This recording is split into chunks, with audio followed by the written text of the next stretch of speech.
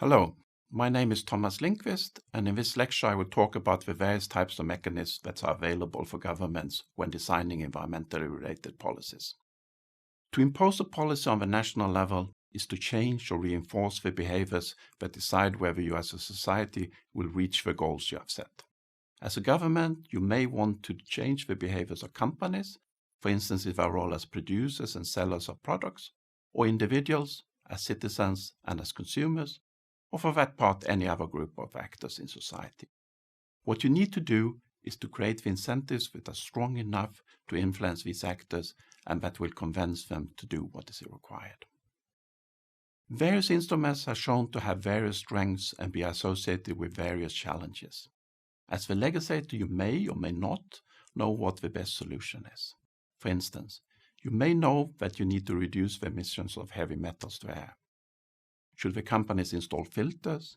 Should they change raw materials? Should all companies take action, or only the ones with the biggest emission? In such a case, you will as a government want to set the targets, but allow the companies to choose the best way of reaching these targets.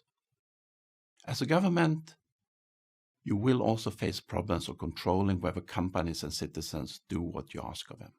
How much control do you need to have, and does this depend on what type of interventions you have done? These are some of the questions you meet when designing policies to address particular problems. In addition, a government will, of course, also be limited by political realities. Will the Parliament accept the proposal for new regulations or new environmental taxes you put forward as a government? Will various lobbying groups block the approaches you prefer and force you to select the second best alternative? While the practical reality of designing policies is most of the time quite complex and demands a lot of understanding of a particular situation you want to regulate and influence, the way of creating incentives through policy intervention can easily be explained and systematized.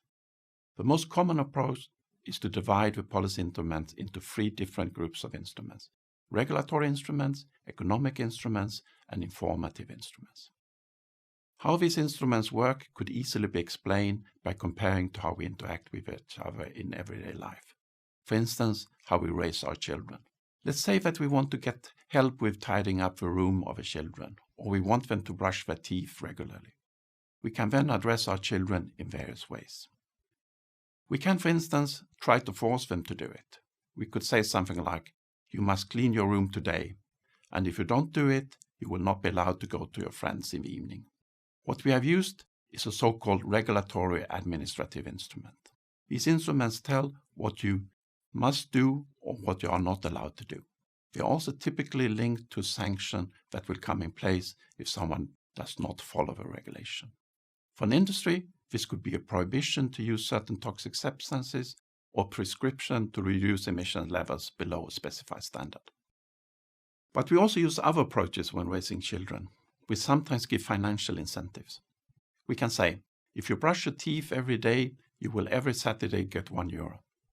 Or we may say that if you don't clean up your room today, we will deduct from your weekly allowance. This exemplifies what we often call economic or market-based instruments. These instruments do not prescribe what must be done, but adds a financial implication.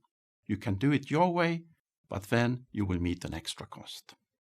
Finally, we can try to change the behavior by explaining what the consequences of various actions will be. We will tell our children what will happen if we don't brush their teeth. And we will explain that if the parents will have to do everything at home, then they will be too tired to play with the children, to take them to the football game, and so on.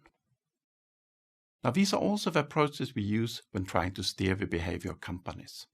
We use regulatory instruments to tell them what they must and must not do.